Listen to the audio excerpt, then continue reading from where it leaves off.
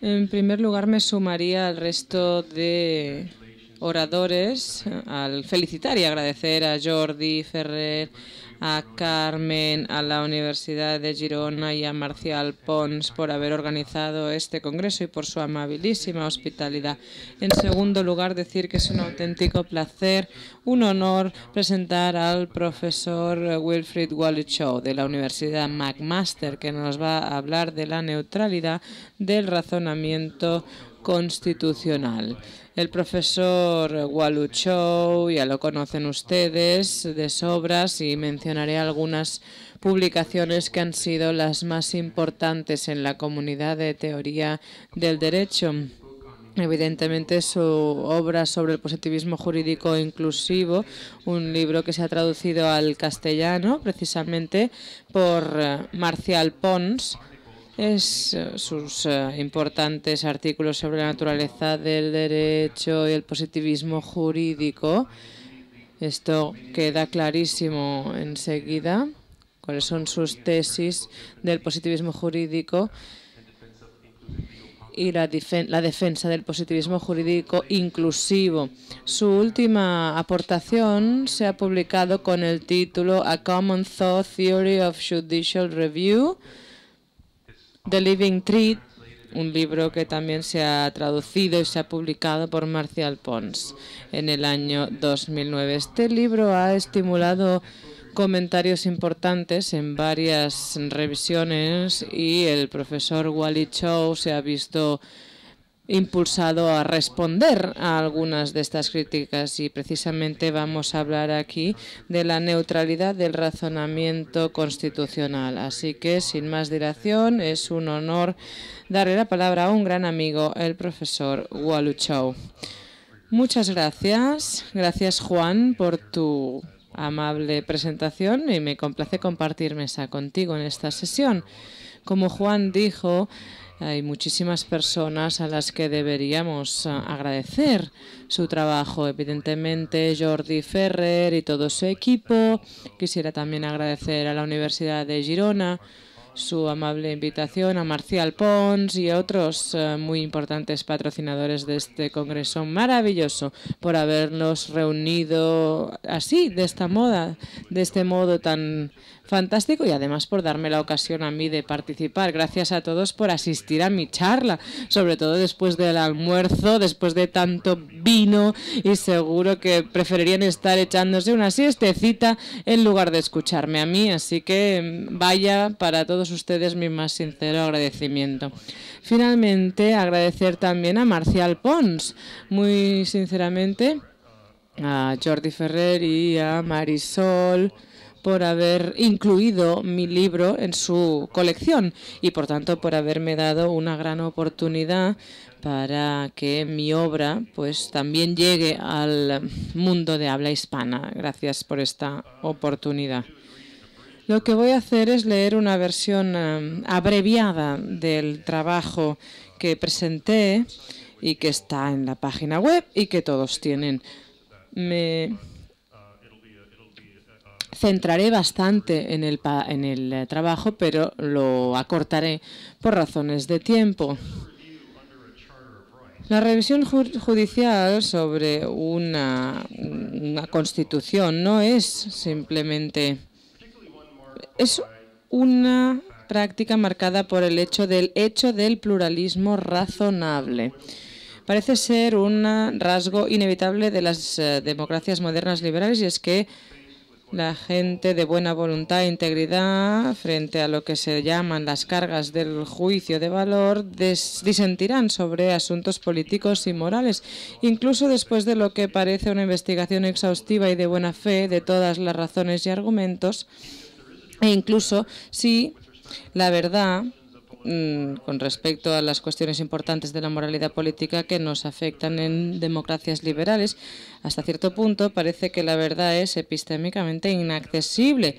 Y si es inaccesible para nosotros, parece que no tenemos manera de descubrir cuáles de las respuestas razonables que se ofrecen a las preguntas que se formulan son correctas o justificadas o como queramos llamarlo. Esto es cierto sobre todo cuando hablamos de las doctrinas morales, religiosas, exhaustidas, donde surgen diferencias entre kantianos, utilitarianos, cristianos, musulmanes, teístas y ateos.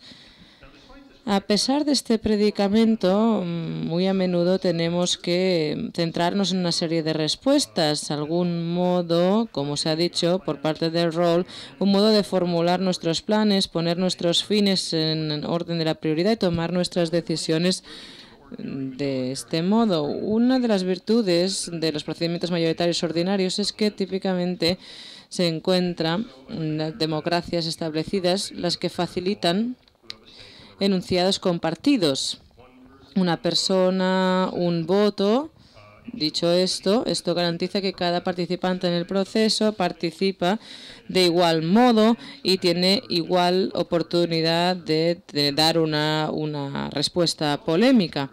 También garantiza que la respuesta escogida pueda ser descrita legítimamente como nuestra decisión, no la decisión que parece tener suficiente poder e influencia para salir adelante.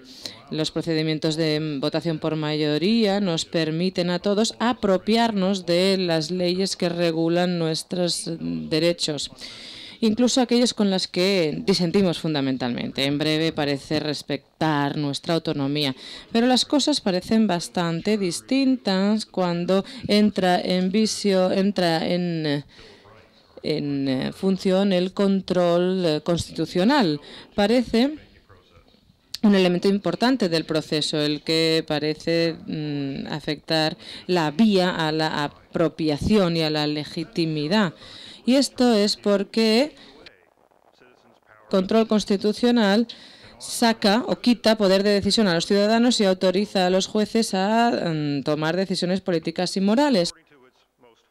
Según esto, lo que yo tenía en mente a Jeremy Walden, el control constitucional parece imponer una serie de cosas, visiones morales sobre el resto de nosotros, ciudadanos o legisladores. Si estamos o no de acuerdo con estas visiones y si tenemos o no una oportunidad justa de ejercer una influencia o siquiera contribuir en las decisiones que los jueces terminan imponiendo. Dado el hecho del pluralismo razonable, la mayoría de nosotros seguramente disentiremos y a veces en mucha medida con las bases morales sobre las que las decisiones de los jueces se toman. A veces este desacuerdo no tendrá fundamento, quizá a veces sea incluso irrazonable. Sin embargo, es otro hecho inevitable de las democracias modernas y liberales, que las visiones morales políticas de los ciudadanos ordinarios, incluso de sus representantes electos, en alguna ocasión no son informadas, son irracionales y quizás son indebidamente motivadas por factores como miedo, el hecho de un partidarismo no mitigado, egoísmo o mero prejuicio. En esos casos, por lo menos, sobre todo cuando los derechos morales fundamentales de alguien se ven amenazados por un proceso democrático, parece que se podría hablar de un caso plausible según el cual una decisión judicial podría ayudar a solventar un asunto. E incluso esto quizá no sería tan malo, incluso en una democracia liberal. Quizá los jueces en tales circunstancias de algún modo pueden salvarnos de nosotros mismos para tomar las decisiones que hubiéramos tomado si no hubiéramos estado sujetos a las influencias impropias que parece que estamos impulsados, somos incapaces de completamente evitar o suprimir. Quizá el control constitucional puede servir para potenciar y no reducir o eliminar nuestra autonomía moral, pero a veces nuestros desacuerdos no se pueden descartar. Por el contrario, parecen bastante razonables. Pero si esto es cierto, entonces ¿cómo podemos llegar a la carga de justificar una práctica como el control constitucional? ¿Cómo podemos apropiarnos de las decisiones alcanzadas a través de tal proceso y de las consecuencias jurídicas significativas que a menudo se derivan? En obras previas, sobre todo la obra que mencionaba Juan y que publica Marcial Pons, intentaré asumir la carga de responder estas preguntas, apostando por una concepción de control constitucional en virtud del cual el papel principal del juez no es decidir sobre la base de sus propias convicciones en cuanto a moralidad o moral política y principios como igualdad, justicia fundamental, derecho a la vida, libertad, la seguridad de la persona, sino que sostiene a la comunidad a sus propios compromisos morales fundamentales en cuanto a este caso. Estos compromisos se expresan o se representan en lo que yo denomino la moral constitucional comunitaria, y lo voy a llamar ahora CCM, como por sus siglas en inglés. CCM no es una moral personal de alguna persona o institución en concreto, como podría ser la Iglesia Católica, Partido Republicano o un juez que ayuda a decidir en un caso constitucional.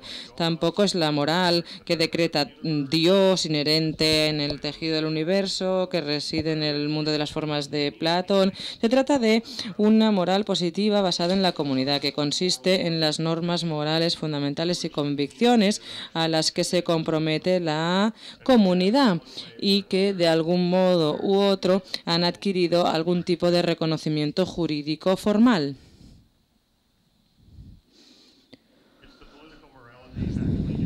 Es la moral política actualmente abrazada, aprobada o expresada por las prácticas jurídicas comunitarias, del mismo modo en que los principios particularizados de la justicia correctiva, incluso refrendados o aprobados por los sistemas jurídicos angloamericanos. Interpretada así, la moral constitucional comunitaria podría ser un subgrupo de un conjunto más amplio de normas morales que disfrutan de cierta medida de apoyo reflexivo en la comunidad. Aunque esto habría que ver cómo se identifica y cómo lo identifica la comunidad, aunque no tenemos tiempo de debatirlo. Algunos miembros de este conjunto más amplio no tienen ningún tipo de reconocimiento jurídico. E incluso si es así, dentro de la moral comunitaria de las sociedades occidentales contemporáneas, normas de moral positiva que gobiernan, por ejemplo, que rigen asuntos no políticos como puede ser la amistad, la gratitud, la lealtad entre matrimonio, etcétera, igual que normas que rigen asuntos políticos como el poder político, el ejercicio del poder político responsable, pero jurídicamente no regulado. Estos no son parte de la moral constitucional comunitaria porque les falta reconocimiento jurídico. Distintos principios de igualdad y justicia fundamental son elementos característicos de la moral constitucional comunitaria en Estados Unidos y Canadá, para mencionar dos ejemplos. También en muchos países de la Unión Europea, el reconocimiento jurídico de las normas de la moral constitucional comunitaria incluyen, por ejemplo, una constitución, una carta de derechos, un proyecto de ley y la historia legislativa y la teoría del derecho que combinan para llegar a entendimientos, comprensiones completas de las determinaciones tomísticas de estos principios para esa comunidad en concreto. Y con esta concepción de moral constitucional, entonces defiendo el control constitucional en contra de sus más fervientes críticos, sobre todo aquellos como Jeremy Waldron, que ven la práctica como algo que está en juego, que entra en conflicto con el principio democrático.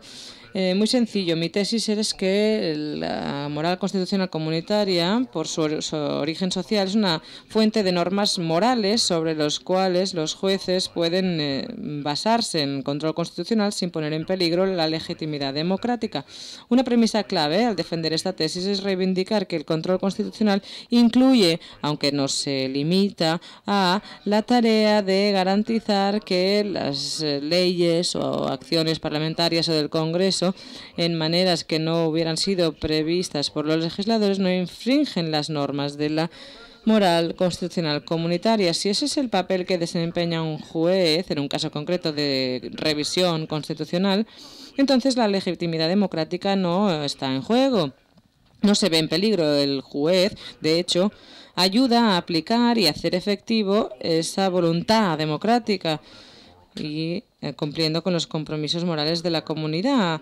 Además, muchas de las preocupaciones de los críticos se pueden también frenar. Por ejemplo, una queja predominante es que la revisión constitucional pide a los jueces que hagan de reyes y reinas filósofos, que les pide que descubran una verdad moral platónica respecto de asuntos de justicia y de igualdad y aplicar su comprensión e interpretación de esa verdad elusiva en contra de los actos e interpretaciones erróneas de los legisladores elegidos democráticamente. Dado el pluralismo razonable, junto con el hecho de que los jueces, no menos que el resto de nosotros, también sufren las cargas del juicio de valor en asuntos de cariz moral, el hecho de que tengan que hacer tal tarea requiere de ellos, de los jueces, que logren lo imposible.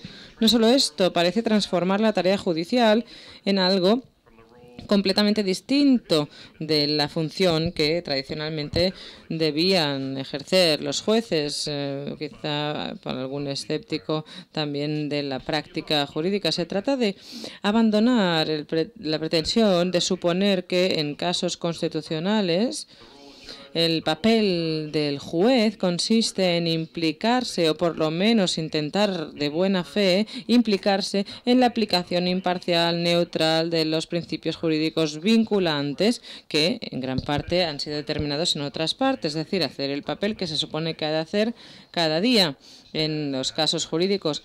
Se trata, por tanto, de decidir a los jueces que decidan en base a lo que creen que es su propia opinión moral, seguramente puramente partidista, sobre una moral platónica elusiva. Y no importa cómo consideremos a los jueces, tal práctica simplemente no se puede tolerar en una democracia liberal. Pero si tengo razón, que los jueces al ejercer este control constitucional no pretenden y por tanto fracasan a la hora de aplicar esta verdad moral platónica, sin embargo, si estoy en lo cierto y buscan sostener a esa comunidad democrática en base a sus compromisos morales fundados constitucionalmente, y si además estoy en lo cierto al pensar que este conjunto de compromisos a menudo pueden descubrirse a través de un razonamiento moralmente neutral e imparcial, entonces podríamos evitar en gran parte lo peliagudo de este argumento. Podemos restablecer la posibilidad de una imparcialidad judicial y una neutralidad judicial, una posibilidad que parece central en la legitimidad de la toma de decisiones jurídicas dentro de una democracia liberal. Los jueces no se les pide que decidan en base a sus mejores juicios de valor en cuanto a las exigencias de la verdad moral. En cambio, se les pide que decidan en base a sus mejores juicios de valor para con los juicios de valor mejores de la comunidad democrática, por lo que se refiere a la verdad moral y sus exigencias. Creo que es una gran diferencia. Los jueces, por tanto, simplemente están haciendo lo mejor que saben y pueden para aplicar de un modo neutral, imparcial y justo los principios que surgen de una fuente legítima completamente, es decir, las creencias y compromisos morales fundamentales de la comunidad. Si solo fuera tan fácil, pues sería mucho mejor, pero evidentemente no es así. Algunos críticos han señalado que parece que disentimos no solo en cuanto a las exigencias de la verdad moral platónica, sino en otras cosas. Cabe mucho desacuerdo sobre las exigencias también de la moral constitucional comunitaria, sobre todo en casos jurídicos en que las disputas sobre sus requisitos concretos quedan claros, se hacen patentes. El mero hecho de disentir en sí mismo no implica que no ocurra nada en esos casos y que la moral constitucional comunitaria sea incompleta, indeterminada y, por tanto, que no esté disponible para un tribunal como fundamento de sus decisiones, y que no hay respuestas determinadas disponibles cuando hay desacuerdos razonables sobre la naturaleza de los agujeros negros o si hay que, por ejemplo, garantizar la integridad de la propiedad de un vecino al intentar defender un caso civil. Pero estos desacuerdos amenazan con infravalorar la posibilidad práctica de la toma de decisiones neutral y, por tanto, la legitimidad. Toma de decisiones neutral por parte de los jueces. La decisión de aplicar una norma de este tipo en un caso concreto, ¿cómo se puede describir? como imparcial o neutral, si hay tanto desacuerdo partidista sobre su propia interpretación o comprensión, claro. Entonces nos preguntaríamos, ¿los jueces se verán forzados a basar sus decisiones en sus propias visiones personales sobre qué es la verdad moral platónica? ¿Qué otra cosa podrían hacer en tales circunstancias? Bueno, aparte de simplemente decidir no decidir. En obras anteriores también he arguido que las cosas no son tan claras como parecería, también a primera vista, para los que defienden el control constitucional. En muchos casos de moral constitucional comunitaria podríamos hablar de acuerdo y de consenso, mucho más de lo que parecería a simple vista. Los límites de la justificación no se aplican hasta el punto en que encontramos un acuerdo explícito. El hablar de equilibrio reflectivo, sobre todo asociado con la filosofía política de John Rawls, aunque no solo John Rawls, digo que nuestros juicios de valor considerados en cuanto a los compromisos de moral comunitaria podrían a veces aparecer en sentido de equilibrio reflectivo el uno con el otro. Y entonces realmente estamos de acuerdo, estamos comprometidos en ponernos de acuerdo en más de lo que creemos que es. Estamos impulsados a reconocer una base implícita para un acuerdo explícito sobre el significado e implicaciones de las normas pertinentes de moral constitucional comunitaria, cuando al principio parecía imposible. Decía que el papel del juez en un caso constitucional, el aplicar los compromisos de esta moral, normalmente llevará a basarnos en estos acuerdos y decidir conforme a ellos. Cuando se encuentra una base de este tipo y en base a ella se toma una decisión, el hecho del desacuerdo a veces será sustituido por un acuerdo razonable. Y este es el caso en relación con la cuestión, por ejemplo, del matrimonio entre personas del mismo sexo en Canadá. A pesar de esto, no tiene mucho sentido ir más allá. Es posible que en algunos casos que surjan en virtud de la moral comunitaria, sobre todo en aquellos en que la controversia es profunda y las diferencias están arraigadas en distintas doctrinas, quizá no exista una sola respuesta, sino simplemente respuestas.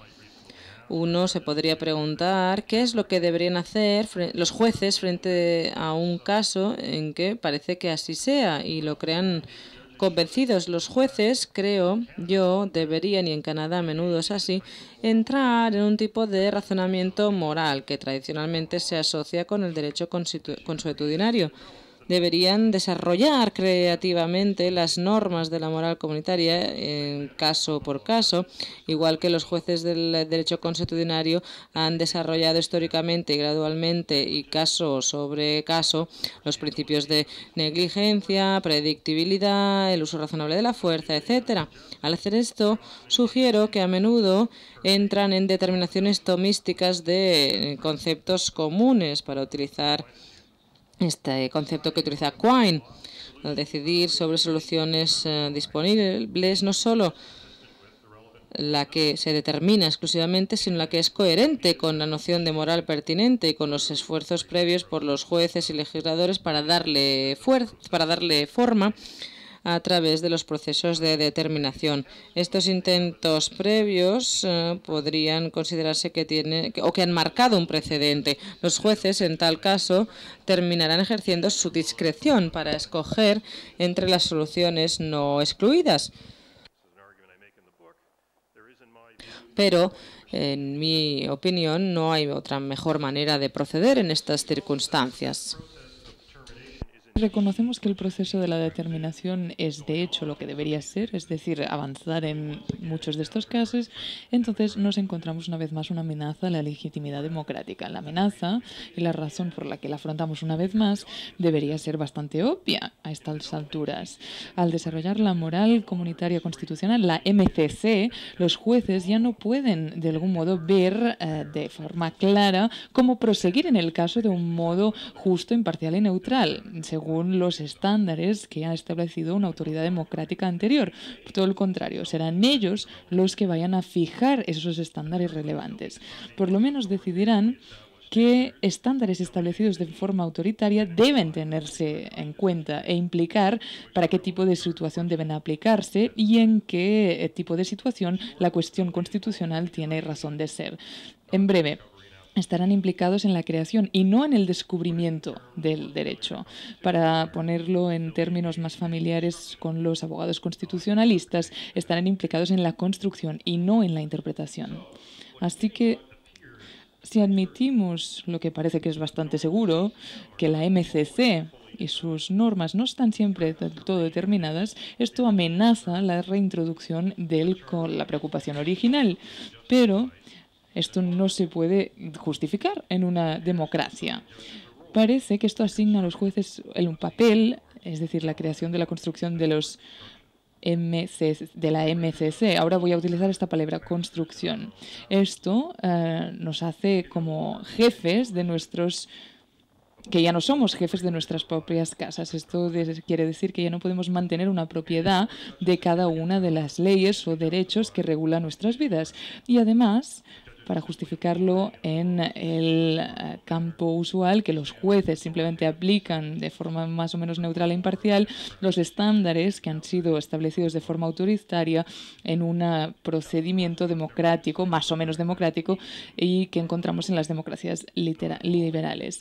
Por supuesto, no debemos perder de vista el hecho de que incluso en los casos más fáciles, los jueces no tienen por qué involucrarse en esa construcción de la MCC. Los jueces no siempre consiguen mostrar esa neutralidad. En estos casos, la justificación usual tampoco estará disponible. Pero en todos esos casos, por lo menos, existe la posibilidad teórica de que los jueces sí que conseguirán mostrar esas virtudes que se les exige. Y además, por lo menos, tenemos una base inteligible para la crítica y la queja cuando hay una posibilidad de que no se aplique o no se actualice una decisión judicial particular. Pero no tiene nada. Parece que no hay nada de esto disponible cuando un juez y su decisión requiere que se construya de forma creativa los elementos relevantes de la MCC. Simplemente no existe tal justificación y no existe tal base para la evaluación y la crítica sobre esos términos. Si a pesar de lo que acabo de decir, seguimos pidiendo a los jueces que tomen el tipo de determinaciones discrecionales que a veces parecen necesarias cuando la MCC está en juego, entonces parece que se nos dejan dos opciones posibles. En primer lugar, podemos abandonar todo tipo de pretensión de reconciliación entre el control constitucional y las demandas de la legitimidad democrática. Esta es la visión de Waldorf. O podemos rechazarlos ambos, o si no, podemos intentar justificarlo de modo que los valores que están en competencia o aquellos que están más asociados con el Estado de Derecho, esto es abandonar la idea de hacerlos compatibles. Alternativamente, también podemos hacer una explicación más matizada de lo que deberían hacer los jueces cuando se implican en estas construcciones discrecionales de la MCC, como en tanto que razonamiento del derecho consuetudinario. Esta última opción es en la que quiero entrar en detalle en mi artículo. Así que mi pregunta es la siguiente. ¿Hay una manera de implicarse en el proceso de la construcción de la MCC a través de una especie de razonamiento de caso por caso modelado sobre la base del derecho consuetudinario y su metodología, pero que permita también la posibilidad de la toma de decisiones imparcial y neutral por parte de los jueces? Si existe tal cosa, quizá tenemos una manera de reconciliar la revisión constitucional discrecional con el principio democrático liberal. Quizá seríamos capaces de mantener la apropiación, la propiedad de nuestros derechos y leyes y decisiones judiciales y restringir nuestras libertades, incluso aquellas decisiones discrecionales con las que no estamos de acuerdo. Para verlo, para ser conscientes de esto, de un modo muy importante, debemos considerar nuestras decisiones y no las decisiones de los jueces. ¿Cómo podríamos hacerlo, pues? Bueno, me gustaría sugerir en este artículo, profundizando en esta idea, que las construcciones discrecionales de MCC pueden ser compatibles con la democracia liberal si ubicamos ciertas restricciones en los tipos de razones que los jueces utilizan como base para tomar sus decisiones en el proceso de toma de decisión. Las restricciones que tengo en mente se inspiran en la teoría de razones públicas desarrollado en muchos lugares, principalmente lo ha hecho John Rawls, que es el defensor más acérrimo del liberalismo político. Si tenemos que restringir las razones de los jueces, según la opinión de Rawls, si lo hacemos, quizá podremos hacer que los desarrollos discrecionales de la MCC sean coherentes con los principios fundamentales de la democracia liberal. ¿Cuáles son estas razones públicas, este racionamiento público? Según Rawls, la razón pública y la no pública puede distinguirse por una serie de características. Voy a hacer una lista de estas. La primera, los límites que impone la razón pública no se aplican a todas las cuestiones políticas, a todas las preguntas políticas, pero sí a todo lo que Rawls llama los esenciales constitucionales, una cuestión de justicia básica. Hay cuestiones que tienen que ver con el alcance de la libertad de expresión, el razonamiento público, cuestiones que tienen que ver con unos medios más eficaces de conseguir objetivos, etc. Lo que Rawls quiere decir por los esenciales constitucionales y la justicia básica, que no está muy claro, a lo mejor todo ello, no obstante, tal y como se resuelve esta cuestión, la resolución tendrá que quedar subyugada bajo el campo de la razón pública, el tipo de carga moral, es decir, preguntas fundamentales con las que tienen que lidiar típicamente los tribunales y que tienen que ver con el control constitucional. Esto incluye preguntas sobre la regulación coercitiva, un discurso abusivo, la pornografía, la financiación de las campañas políticas, la prohibición o regulación del aborto, la eutanasia, el derecho de los niños soldados, los derechos de los mismos, los derechos de los prisioneros, etc. Si estos no están relacionados con los esenciales constitucionales de Rawls y una cuestión de justicia básica, es difícil imaginar que deberían ser.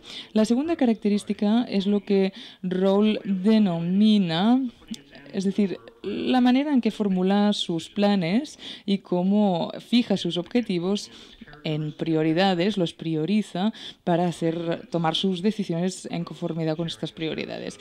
Es decir, que compartir, por ejemplo, el estatus de una ciudadanía igual. El hecho de que su razón es el bien del público. Por ejemplo, las razones no públicas tienen que ver con iglesias, universidades y muchas otras asociaciones en la sociedad civil. Incluyen las características conflictivas, morales y políticas que encontramos en distintas doctrinas. Por ejemplo, estas son aplicadas por los ciudadanos públicos en su vida privada y en los asuntos de instituciones privadas y las asociaciones a las que pertenecen los ciudadanos. El Papa ha declarado, de hecho, que es una razón no pública legítima para los católicos que cuando hay un debate sobre algún tipo de tema contencioso o polémico sobre la teología católica, incluso aquellos como el aborto o la eutanasia, no obstante, no es una razón pública a la cual los ciudadanos pueden apelar de forma legítima, es decir, cuando se implican en una defensa política en un foro público. Y esto tiene que ver con los partidos políticos, los candidatos, las campañas y otros grupos que les dan su apoyo. Tal como dice Rawls, los ciudadanos a menudo se implican en un diálogo político que tiene, desde un punto de vista decisivo, fuera de los foros políticos y, por lo tanto, no siempre todo queda restringido a las razones públicas en estos casos. También tenemos que referirnos aquí a las cuestiones de justicia básica, pero los trabajadores públicos es distinto. Cuando actúan como trabajadores públicos, por ejemplo, debe aplicarse una prohibición, una apelación de las razones no públicas, es decir, que se aplica en los foros públicos y cuando los legisladores hablan en el Parlamento, por ejemplo, o cuando el Ejecutivo se pronuncia en sus actos públicos. De forma más importante, esto se aplica también al estrato, a la rama judicial, y también constituye o también afecta al Tribunal Supremo en la democracia constitucional con el control constitucional. Esto es porque la justicia debe explicar y justificar sus decisiones conforme a su comprensión de la Constitución, de las leyes relevantes y precedentes, puesto que los actos del legislativo y del ejecutivo no tienen que ser justificados de esta manera. El papel especial de los tribunales tiene que marcar un ejemplo. Vale la pena destacar aquí que para Rawls la razón pública y no pública se solapa de muchas formas distintas. Ambas incluyen, por ejemplo, reglas elementales de inferencia y también reglas acordadas, consensuadas de la evaluación de las pruebas. Lo que distingue los dos campos, principalmente en este respecto, es que la razón pública queda restringida a aquellos lugares donde hay un apoyo generalizado dentro de la comunidad. Esto incluye las creencias que se aceptan en general y los métodos y conclusiones de la ciencia cuando no dan lugar a una polémica. También incluye normalmente lo que Rawls llama la concepción de justicia política. Esto es una concepción compartida de la justicia en la que toda persona razonable dentro de una democracia liberal, independientemente de sus diferencias más profundas, podría estar de acuerdo con este concepto como base común sobre la que llevar a cabo una vida pública. Es una concepción que cada persona, desde su posición ventajosa, desde su concepción, podría aceptar como base razonable sobre la cual el poder coercitivo del Estado debe ejercerse en su nombre. Y esto tendría la misma aplicación para todos sus iguales. Tal como afirma Rawls, no hay una concepción de justicia política únicamente justificada o justificable, sino que puede variar esta con la historia.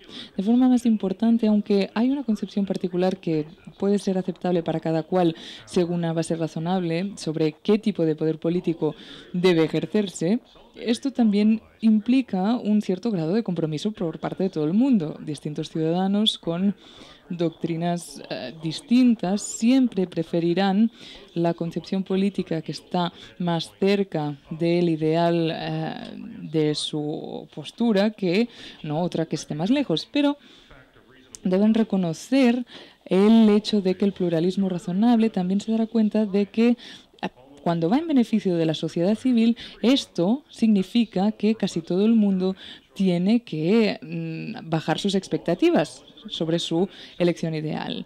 También se reconoce que los requisitos que un compromiso aceptable debe ser para cada cual, quizá debería ser también un compromiso aceptable para los demás. Es decir, para los demás que quizá no comparten la doctrina en este sentido. Esta afirmación de Rawls es un requisito de lo que él llama el deber de la civilidad. Y esto queda reconocido en que toda doctrina comprensible y razonable debe ser así en toda democracia liberal. Debe ser una que sienta la base para una concepción política compartida. Rawls resume esta característica de la razón pública como una apelación en la democracia liberal y lo dice de la siguiente manera. El ideal expresa la disponibilidad de escuchar a los demás y de estar dispuestos a aceptar y a ceder. La razón pública también nos pide que el equilibrio de sus valores deberían ser razonables en un caso particular y es un equilibrio que creemos que puede ser razonable también para los demás. Si no somos capaces de hacerlo, pensaremos que el equilibrio puede ser por lo menos no razonable en este sentido. Pero aquellos que están en contra de ello nunca o sí pueden llegar a entender cómo las personas pueden afirmarlo. Esto preserva los vínculos de la amistad cívica y la coherencia con el deber de la civilidad. En algunas preguntas esto sería lo mejor que podríamos hacer. Fin de la cita. Las reflexiones de Rawls nos sugieren el modo en que podemos determinar si una razón es pública o no. Y así esto puede servir como base legítima para el ejercicio adecuado del poder político, incluido, me gustaría decir, las construcciones discrecionales de la MCC en los casos constitucionales. Las razones públicas son, y voy a citar a Ronald Denado, aquellas que una persona razonable consideraría suficientemente buenas. Quizá no serían las razones que uno preferiría en una deliberación, y tampoco las que elegiría o que son las más sólidas para una persona en un debate, sino que van en pro del pluralismo. La razón que daría Rawls es que todas las personas, en este sentido, tendrían que estar en la misma tesitura, y aquellos que están en contra por lo menos pueden entender por qué se puede afirmar y por qué pueden justificar el ejercicio del poder. Si restringimos a los jueces a las razones públicas y al razonamiento público entendido de este modo, esto nos permite un modo prometedor de redactar las preocupaciones sobre las construcciones de MCC. Estas construcciones son coherentes con los principios de la democracia liberal y en la medida en que son productos de un proceso que apela a razones según las cuales ninguna persona no razonable podría objetar, así como la doctrina comprensible de otro miembro razonable de otra comunidad explícita. Es decir, esto está marcado por el pluralismo. Así que no se podría objetar a tal propuesta basada en estas razones, pero podría objetar a una decisión tomada adecuadamente por una mayoría constituida democráticamente y de forma adecuada. En ambos casos, quizás se preferiría la decisión que se tomó, pero en cada uno de los casos debe estar preparado para reconocer la definición y el contenido de la decisión, quizá aunque esté en total desacuerdo con su sustancia. Así que apelar a las razones públicas en la construcción de normas de MCC nos permite, aquí estoy especulando o argumentando, no lo sé, permite que cada ciudadano, incluidos aquellos que disienten de forma sólida de ese desarrollo, que se apropien de ello, no obstante, que lo vean como el producto de un proceso razonable de decisión que apela a las razones a las que él o ella no podría objetar de forma razonable. Antes de pasar adelante, quizá debería añadir otra nota al pie aquí. En este artículo, para el análisis, he tratado las razones públicas como solo un tipo de razones, es decir, razones constituidas por lo que yo he denominado la MCC, la moral constitucional comunitaria. Es distinto, es decir, son las razones sobre las que un juez debería basarse para tomar una decisión, para tener una base más sólida y concreta. Pero en realidad, creo, las normas de la MCC deben considerarse una parte de la razón pública, una parte que está especialmente vinculada con las comunidades que han expresado sus compromisos constitucionales, por ejemplo, las disposiciones de su Constitución o Carta de Derechos. En breve, todas las razones sobre las que los jueces pueden decidir sobre casos constitucionales son casos de razón pública. En este modo, el argumento del artículo quiere demostrar que la construcción discrecional de las normas de la MCC está justificada porque obviamente los jueces se basan en las razones públicas tal como hacen en los casos que tienen que ver con la interpretación y la aplicación de las normas de la MCC, pero que no son de construcción. Así pues, restringir a los jueces a las razones públicas me parece a mí una manera buena y prometedora de responder a las preocupaciones de las personas que se preocupan por la legitimidad democrática del control constitucional. Pero claro, nuestra crítica quizá no se quedará satisfecha con este empeño. Las teorías de la razón pública, como todos sabemos, son objeto de muchas críticas distintas y por lo menos una de ellas amenaza la plausibilidad o la viabilidad de mi explicación. Las razones públicas, es decir, que deben ser abstractas, suficientemente abstractas para atraer el apoyo de las personas razonables, pues estas no muy a menudo llevan a una conclusión razonable. Son indeterminadas, si lo quieren llamar así. Por el contrario, las distintas constelaciones de esas razones a menudo llevan a resultados contradictorios. E incluso cuando nos restringimos a una de esas constelaciones, hay distintas ponderaciones de las razones incluidas que a menudo pueden dar el mismo resultado, más o menos. Por tanto, no hay una solución correcta única, aparentemente. En breve, las razones públicas parecen que sufren del tipo de incertidumbre e indeterminación o infradeterminación que era nuestra preocupación desde buen principio. En casi cualquier caso que implica un control constitucional, cualquier tipo de razón pública parece relevante. Y parecerá también que estas casi siempre se pueden ponderar, se pueden valorar de forma distinta. Las razones de igualdad, por ejemplo, a menudo compiten contra las razones de libertad. Los casos de acción afirmativa o casos, por ejemplo, la poligamia, ¿no? La seguridad de la persona a veces entra en competencia o en conflicto con las razones de libertad y en casos que tienen que ver con la seguridad nacional o la amenaza del terrorismo. Por tanto, si no hay un único grupo de razones públicas relevantes en estos casos, no hay una manera única de equilibrar este conflicto. Por lo tanto, no puede haber una solución correcta única a la pregunta que yo hacía. Es decir, no se puede responder de forma unívoca a la pregunta que yo hacía invocando estas razones. Por ejemplo, no hay una respuesta correcta única sobre la acción afirmativa o, por ejemplo, sobre sancionar la práctica de la eutanasia voluntaria, etc.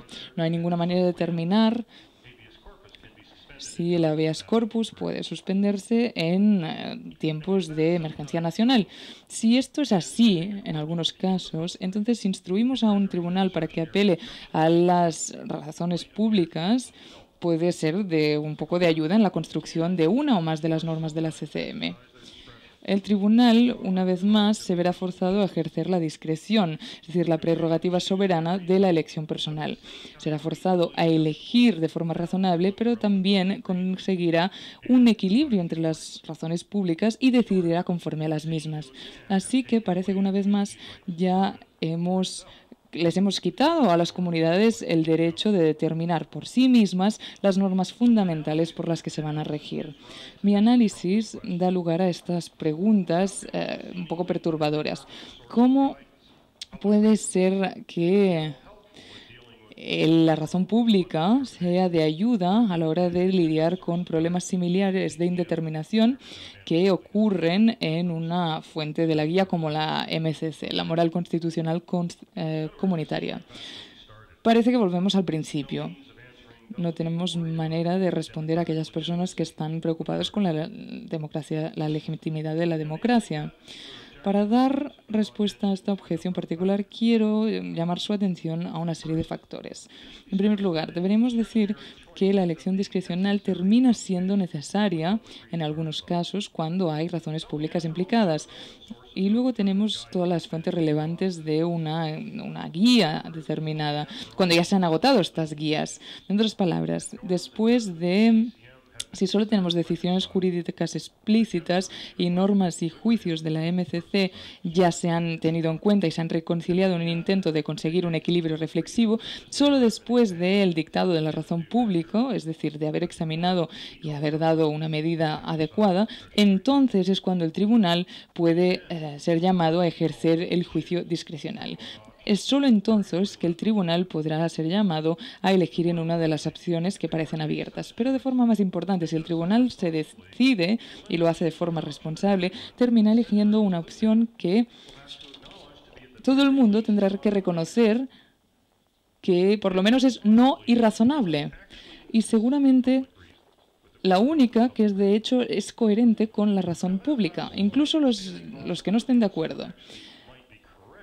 Un último comentario. La posibilidad de que alguien que esté en lo cierto en su creencia o que parece que tiene un equilibrio correcto de las razones públicas en un caso constitucional, a pesar de que sea capaz de convencer a todo el mundo de su razón, me lleva a la consideración a la que me gustaría dedicarme en la última parte de mi artículo. El tipo de objeción que he estado examinando a lo largo de este artículo, parece poco atractivo, pero es un poco engañoso en los casos constitucionales. Es decir, que emana de una de las dos categorías, en las que queda claro que las normas relevantes, sean lo que sea, MCC o razones públicas, nos dan una guía determinada, y aquellas en las que no lo hacen. En cualquier contexto en el que la posibilidad de la elección discrecional según los estándares autoritarios esté en juego, sería este caso. Esto intenta justificar o desacreditar la discreción como modo de decisión, es decir, que a menudo se presupone que sabemos cuáles son los límites de esa guía. Y entonces la pregunta aquí es, ¿sobre qué tipo de base o justificación aquel que está al cargo de tomar la decisión toma su decisión? Pero este que no es casi nunca el caso. Es decir, vamos a abordar este punto desde otro prisma. Caso 1, pongamos. El caso 1 pertenece a la categoría que acabo de describir. En otras palabras, parece claro que todas las personas razonables afirman que las razones públicas justifican una y la única construcción de las normas relevantes de la MCC, una construcción según la cual la legislación en disputa es constitucionalmente inválida, inconstitucional. Supongamos que los argumentos que se arguyen aquí son suficientes para justificar que el tribunal tiene el poder de construir la norma, es decir, de hacer que la ley sea inconstitucional, inválida. Me gustaría sugerir que aquí no hay violación alguna del principio democrático. Pero ahora pongamos un caso 2, que pertenece a la segunda de mis dos categorías. Me parece claro para todo el mundo que la razón pública aquí es incapaz de elegir una de las construcciones de las normas de la MCC relevantes. También está claro que por lo menos una de estas construcciones que apoya una declaración de constitucionalidad. Y también está claro que hay otra de estas construcciones que avala la conclusión opuesta. Es muy tentador argumentar que el tribunal, en este caso 2, debería requerírsele que dejar que los legisladores decidieran y que la legislación que está en conflicto no fuera modificada. Puesto que hay razones públicas en este caso 2, el tribunal debería decírsele que no tiene una legitimidad para construir las normas de la MCC relevantes. Es decir, que el tribunal debería dejar las cosas como están. Debería, en otras palabras, no modificar la legislación. No obstante, existen una serie de cosas que podríamos argumentar como respuesta a este argumento.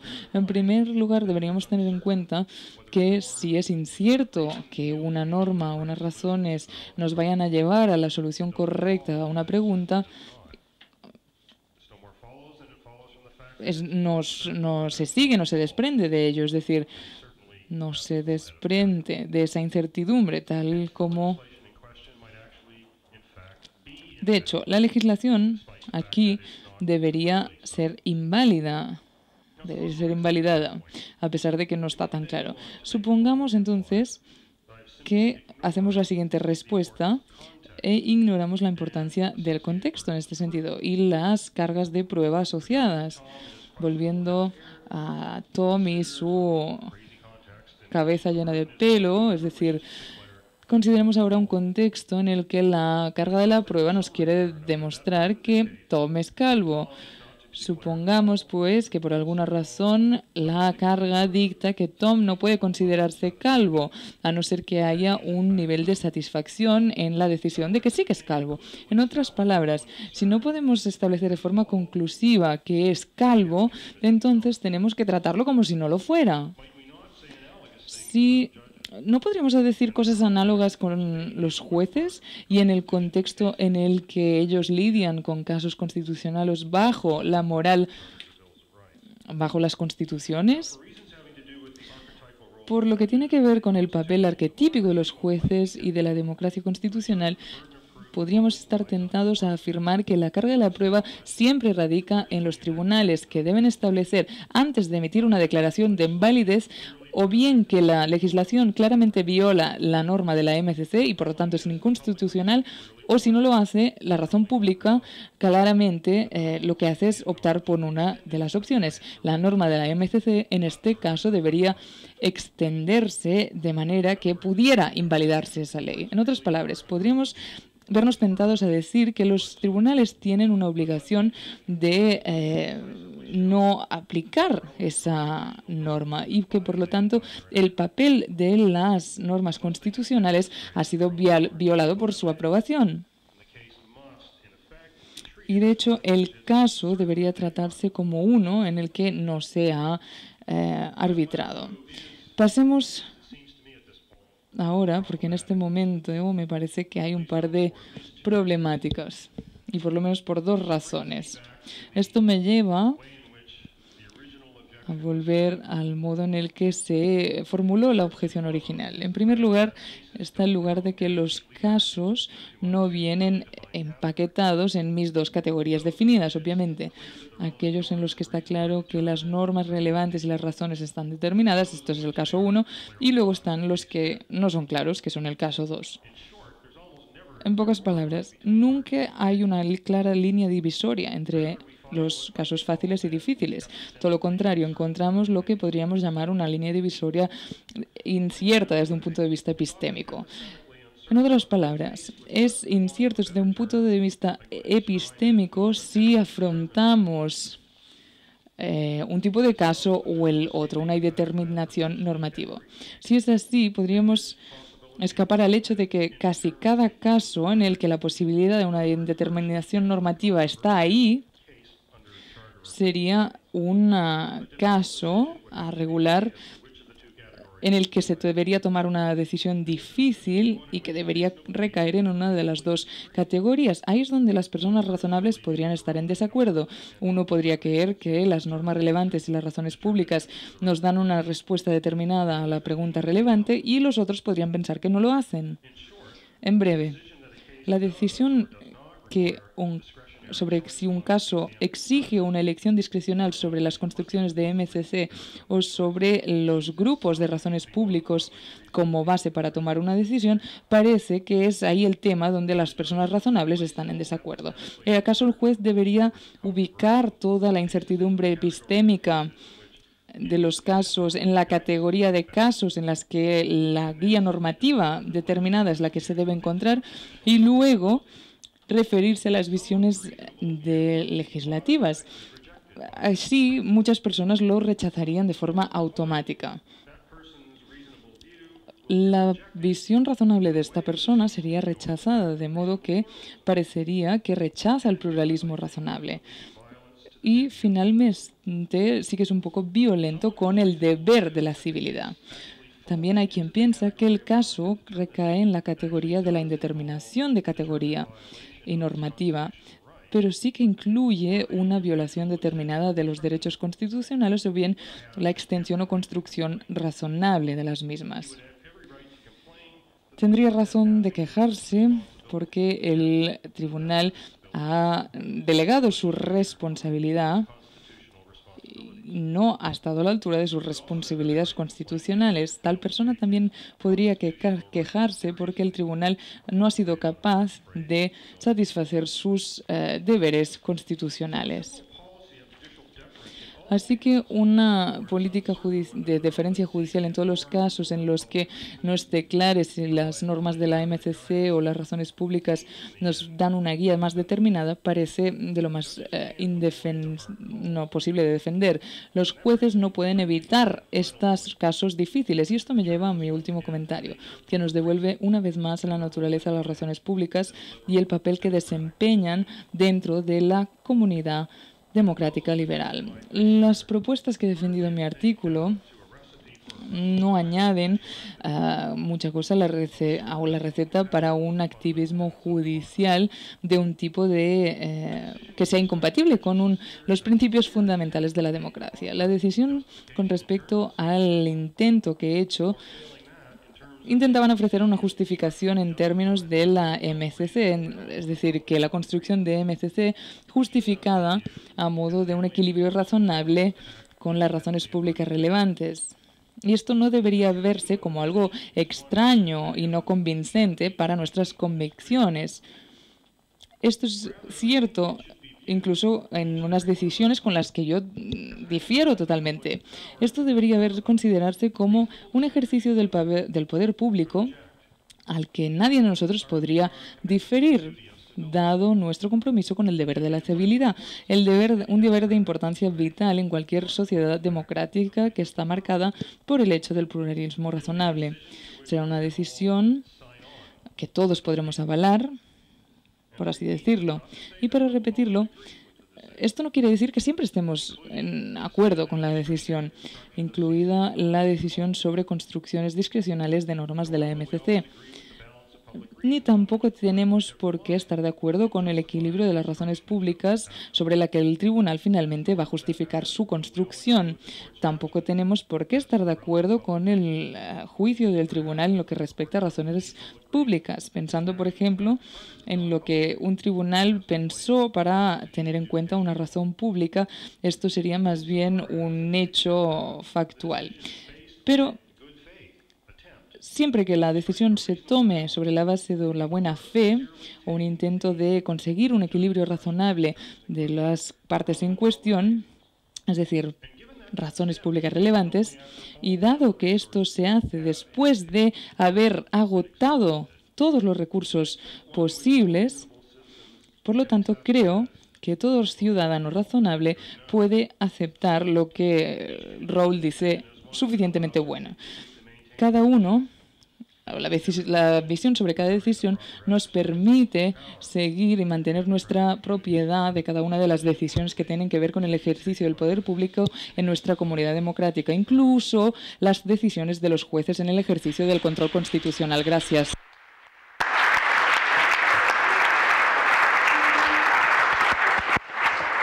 Thank you very much, Will. It's time to open it up for discussion. Gracias, es el momento del debate. Pueden ir pidiendo la palabra. En primer lugar, Brian Leiter.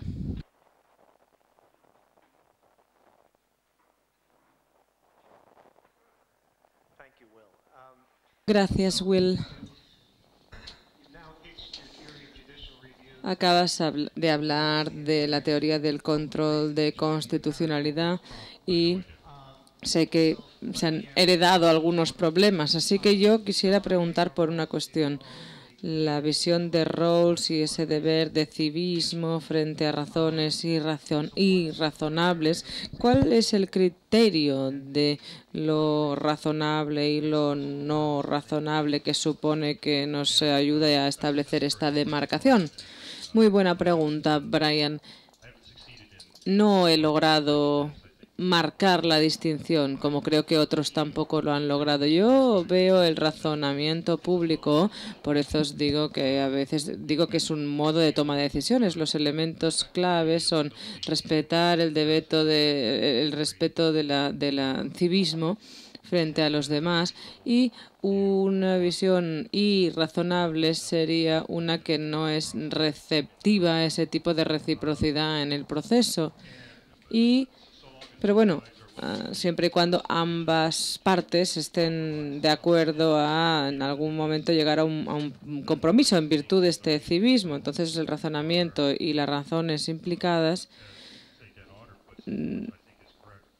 son suficientemente públicas, como ha dicho algún autor, para garantizar la aceptabilidad. Pero acepto el comentario totalmente. Debe haber algún método para distinguirlos, si no todas las razones, bueno, ya no se tendría ninguna base para tomar la decisión que quizá fuera justificada. Y es una tarea difícil, una tarea muy difícil, y sí. He arrastrado una serie de vagones conmigo al tirar de ese vagón y lo sé, y lo reconozco. Una pregunta aquí y después el profesor Coleman.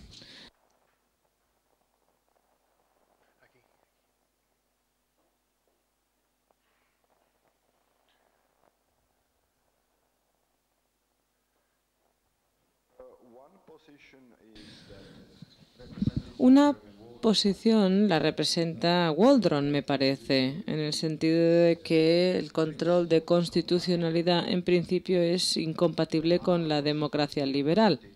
Y otra posibilidad, representada supongo por Dworkin, es que se requiere por el principio de la democracia liberal.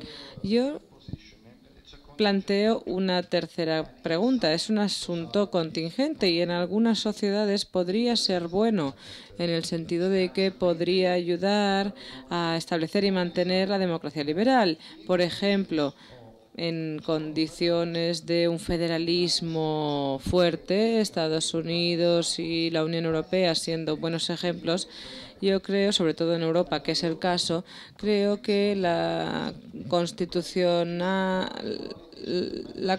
y la moral de los Estados miembros, cada uno en su país, no son los mismos que la Unión Europea. Es decir, los Estados han decidido que adoptan la moral oficial de la Unión Europea, pero las razones para entrar en la Unión Europea pueden ser más pragmáticas. Por tanto, en una situación así, quizá merecería la pena tener quizá un tribunal independiente o cuasi independiente que recordara a los Estados miembros que, de hecho, ustedes se han adherido a estos principios y deberían seguirlos. Sin embargo, eso no tiene por qué ser tan importante en otros tipos de sistemas políticos, quizá. Gracias, es una excelente pregunta. Estoy de acuerdo completamente. El control de constitucionalidad es o no justificado, depende del contexto, efectivamente. Yo lo veo como un asunto contingente y mi intento ha sido decir que en algunas circunstancias se puede garantizar y, de hecho, puede ser coherente con el principio democrático. Esa es la carga de este trabajo. La Unión Europea es un interesante ejemplo y debo reflexionar más sobre él y lo voy a hacer precisamente porque Julie Dixon me acaba de pedir que escriba un trabajo al respecto.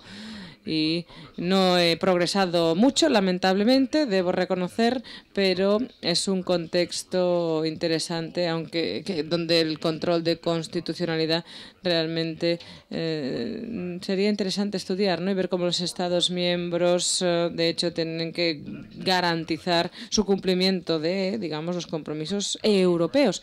Lo entiendo, ¿no? Pero ¿cómo conciliar? Esa es la pregunta, ¿no? ¿Cómo conciliar las moralidades de los distintos Estados miembros y la Unión Europea? No es una pregunta fácil de responder, ni es un asunto fácil de resolver y necesitaré reflexionar más al respecto.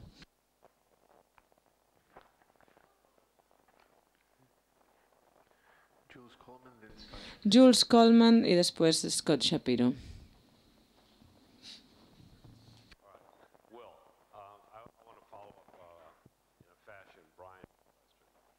Quería seguir un poco lo que comentaba Brian. Con el razonamiento de Rawls, uno de los argumentos, como yo lo entiendo, apelaba a la razón pública, la constricción de la razón pública, una manera de asegurar la titularidad que sea coherente con el ideal democrático liberal. ¿Es la visión de Rawls o la mía? No, la suya, me refiero a la de usted. Y la votación ordinaria y la legislación, los actos legislativos por los individuos que votan es otra manera de hacerlo, ¿no? Como indicabas al principio del trabajo.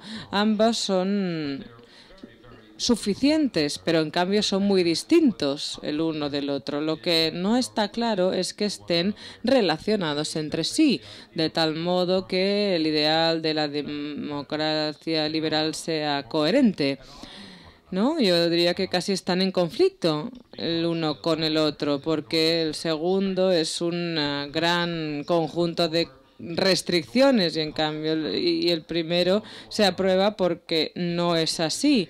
Es una cosa decir que tenemos varias maneras de garantizar la apropiación, varias maneras de dar expresión a la idea de democracia liberal y por lo tanto ser coherente al respecto.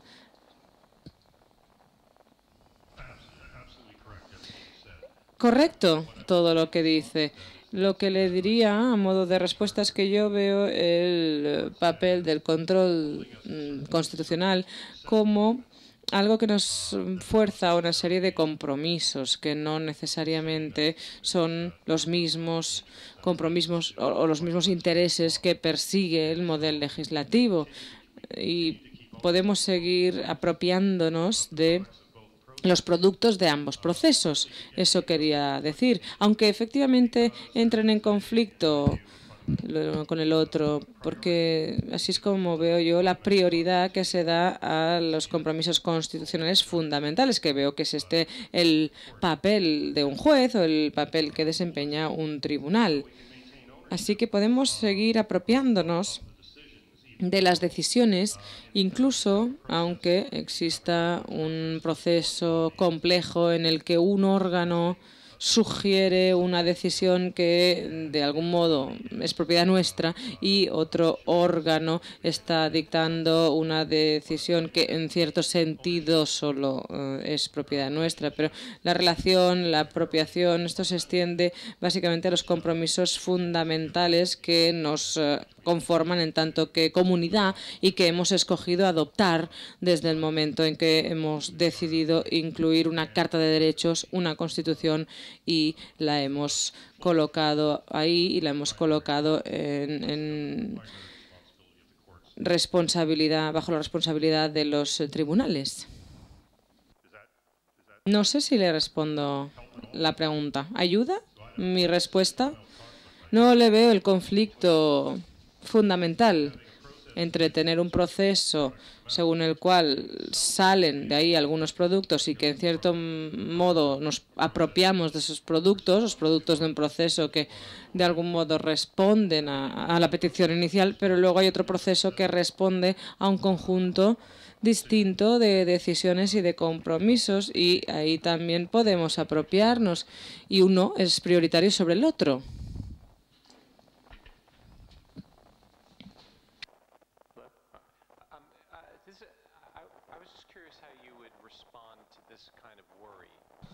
No sé cómo se puede responder a esta preocupación, ¿no? Yo creo que es una preocupación muy norteamericana, ¿no?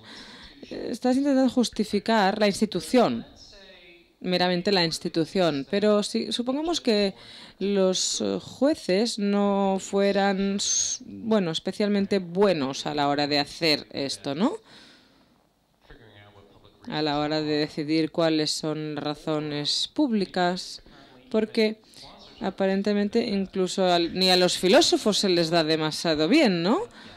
Todavía.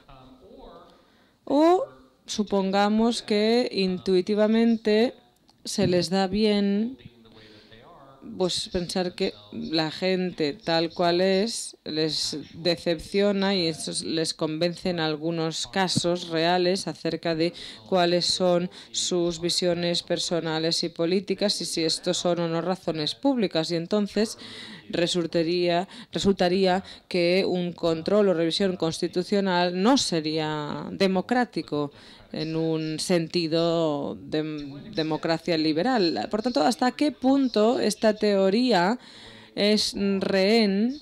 Depende de cómo es la gente, de cómo son las personas, de cómo son las instituciones. En lugar de pensar, sería bonito si fuera así. La legitimidad del control constitucional es efectivamente contingente y dependerá de algunos de los factores que mencionabas. En este sentido estoy de acuerdo.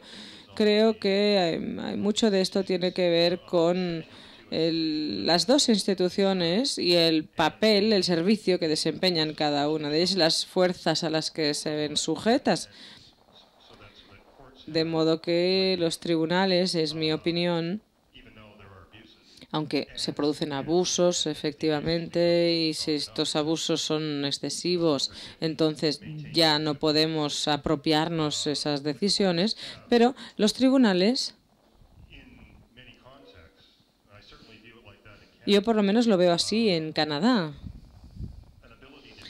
en algunas circunstancias los tribunales pueden gestionar algunas cuestiones, algunas preguntas mejor, incluso las que se nos pide a nosotros que nos formulemos, que a veces en los legisladores no se les da demasiado bien. Si estas condiciones se satisfacen o no, entonces, claro, la defensa del control constitucional entraría en juego. Yo lo que intento sugerir en mi argumento y en el libro, de hecho, también, es que si las condiciones son las correctas, tenemos la manera de hacer que la revisión constitucional sea coherente con los compromisos democráticos o con los principios democráticos. Y una manera que tenemos, si las condiciones son las correctas y creo que las condiciones son razonables o es razonable pensar que se pueden obtener, aunque no siempre sea el caso, pues bien, si esas condiciones se cumplen, entonces estamos frente a un proceso con muchas virtudes y lo he intentado resaltar en mi libro. Y, por tanto, lo que hace es priorizar la preocupación democrática. Los jueces imponen o no sus propias visiones morales sobre estos asuntos. Esta no es la cuestión, sino que intentan lo mejor, intentan hacer lo mejor de buena fe para que la comunidad se adhiera a esos compromisos básicos, ¿no? Es lo que yo denomino moral o moralidad constitucional. A pesar de esto, en algunos casos, en algunas instancias, en algunas sociedades, las cortes, los tribunales se sitúan de tal modo que pueden desarrollar esta tarea, pero en cambio en otras sociedades no. Y en esas otras sociedades, entonces, el control de constitucionalidad no sería aplicable. Por tanto, creo que tiene que ver con si se dan o no las condiciones peculiares. Y no hay nada, en principio, que sea no democrático en cuanto al control de la constitucionalidad, si se pone en práctica teniendo claramente en mente lo que está sucediendo en cada caso. Tenemos una palabra pedida aquí.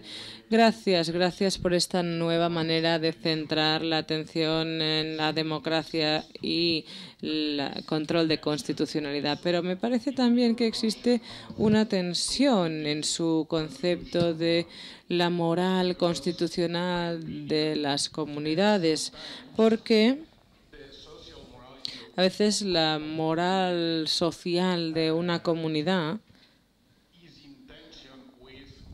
entra en tensión con los ideales del constitucionalismo. Es decir, es posible que la moral social de una comunidad defienda, no sé, la segregación racial en las escuelas o esté en contra de los derechos de los inmigrantes, por ejemplo.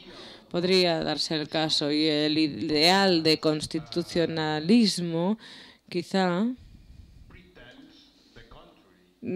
pretende lo contrario, de modo que no me queda claro cómo se resuelve esta tensión. No lo veo en su explicación, porque en mi opinión la tensión entre esa moral ideal, crítica y la moral social está presente incluso en este concepto. Sin duda alguna, una moral constitucional de la comunidad, y recuerden que hablo de moral constitucional, no moral social. Yo hablo de moral constitucional porque me parece que es algo que la gente cree de un modo distinto, ¿no? En distintos momentos, quizá por que hay algunas fuerzas que entran en juego en esa sociedad en un momento, pero la moral constitucional comunitaria, a pesar de la no existencia de los factores que comentaba, puede ser moralmente algo bajo sospecha, es decir, puede no ser ideal, puede no estar a la altura de los ideales de constitucionalidad. Pero el problema es que si colocamos a los jueces en su lugar para intentar aplicar esos ideales, entonces entramos en el problema democrático. ¿Cómo se puede tener un sistema en que los jueces son designados como reyes filosóficos para intentar mantenernos a raya en lo que se refiere a la moral constitucional ideal? Y es muy difícil justificarlo esto. Y en este sentido estoy de acuerdo como críticos como Waldron, etcétera, que ven que la práctica efectivamente resulta un problema. Pero sigue habiendo un papel que desempeñar por parte del control constitucional o el control de constitucionalidad, porque creo que la moral constitucional comunitaria, de hecho, es una manera de autocomprobarse para la comunidad. Se rigen una serie de compromisos y a la institución le atribuye el papel de garantizar que nos adherimos, que nos basamos en esos compromisos. Como personas, pues a veces tenemos compromisos morales fundamentales y en algunas ocasiones, en algunas situaciones, no los seguimos nosotros mismos. Y esos son casos en los que, por tanto, de algún modo infringimos nuestros valores morales más profundamente arraigados y momentos que normalmente lamentamos a posteriori, ¿no? A veces los cambiamos, los valores fundamentales morales, también es posible, pero sin embargo suele acabar en un lamento. Y lo mismo se aplica a nivel de la comunidad. No hay nada de incoherente en pensar que una comunidad democrática puede tener arraigados una serie de valores fundamentales morales y decir, queremos asegurarnos de que no vamos a infringir estos valores, estos compromisos en el futuro, ¿no? Normalmente eso es lo que sucede. Y una manera de hacerlo es institucionalizando el control constitucional. Y estoy de acuerdo con usted, la moral constitucional de una sociedad, como se basa precisamente en la sociedad, como es una moral, es una moralidad y es lo que a mí me permite, como decía usted, tomar los pasos que tomo y abordar también la crítica democrática, quizá en sí mismo no sea ideal. De modo que podríamos tener una sociedad en que la moral constitucional incluyera el apartheid, por ejemplo. Lo que significa esto es que los jueces no son los únicos que están en juego aquí ni en el punto de mira, ¿no? Hay un debate público, el debate público puede acabar en un cambio, los legisladores también tienen su papel. No estoy descartando todo lo demás en absoluto, simplemente digo que una práctica sana del control de constitucionalidad, entendido tal cual se ha articulado, puede aportar algo, puede ser un factor que contribuya para aclarar, esclarecer el Estado de Derecho. Gracias. Se me ha pedido que termine ya esta sesión para hacer una pausa café, pero creo que tenemos tiempo para una última pregunta aquí en el centro de la sala. Adelante.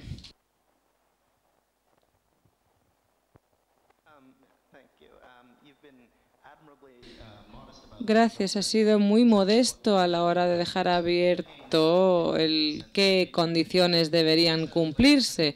Supongo que quisiera invitarle a que especulara un poco sobre cómo uno puede mirar para implementar institucionalmente este tipo de razonamiento de un modo más específico, que no sea solo el control de constitucionalidad, porque Canadá tiene sus rasgos peculiares sobre cómo lo hacen allí, otros países también, de modo que sería interesante si pudiera hablar de esto, teniendo en cuenta que las razones son las que no podrían ser rechazadas por gente razonable, etcétera, la fórmula que usted comentaba. Por ejemplo, en dos respectos. El procedimiento y la composición ¿cuál es la situación en Canadá, en Quebec, por ejemplo? Y ahí no sé, quizá las razones de un ciudadano del Quebec no deberían ser dejadas de lado, ¿no? Ni a un lado ni al otro de la frontera. Uno podría quizá tener un requisito de voto, no sé, creo que a veces los jueces votan en bloque y esto podría cambiar en distintas situaciones. Quizá a veces uno pensaría que la manera de garantizar esas decisiones razonables, ¿no? o el disentimiento no podría existir. Algunas maneras de decidir requieren unanimidad. Simplemente le pediría que hablara un poco más sobre la cuestión de diseño. Es cierto, hay muchísimas opciones que son posibles. Canadá tiene un sistema un poco distinto, ¿no? Su diseño constitucional es un poco peculiar. En su sección 33 de la Constitución, Carta de Derechos, es una cláusula, y quizá no la conozcan ustedes, pero permite que el legislador haga lo siguiente, que, bueno, encuentre la manera de evitar una disposición constitucional tal cual la ha interpretado un tribunal. Por tanto, lo que puede hacer el legislador después de una declaración de invalidez o nulidad o alguna declaración de este tipo por parte de un tribunal en relación con una legislación, el legislador puede aprobar, es decir, puede invocar esta sección 33 y declarar públicamente que esta pieza de la legislación debería seguir estando en vigor aún y con ese conflicto con la Constitución. Es decir, independientemente del disentimiento de los tribunales, que es lo que significa en realidad. Es efectivamente un rasgo peculiar, interesante de la Constitución canadiense y minimiza la preocupación por la legitimidad democrática, porque hasta cierto punto los legisladores democráticos pueden afirmar sus visiones, en algunos casos, en contra de las visiones de los jueces cuando creen que se ha errado por parte de los tribunales en alguna cuestión, en algún punto. Es una manera de abordar estas cuestiones. Hay muchísimas maneras más de abordar estas cuestiones, sistemas en los que los tribunales tienen capacidad consultora, asesora y no más. Son maneras de abordar algunos de estos problemas que, claro, dependen de factores contingentes, de los rasgos contingentes y por tanto depende de la sociedad en cuestión, y esto podría mitigar algunas de las preocupaciones que se tienen. En cuanto a la composición del tribunal, esto es complejo, porque cuando empieza uno a intentar seleccionar jueces, representantes, entonces el proceso ya deviene político. Y por tanto resulta muy difícil, ¿no?, evitar el partidismo que a veces se ve claramente en algunos sistemas, sobre todo en Estados Unidos ahora mismo.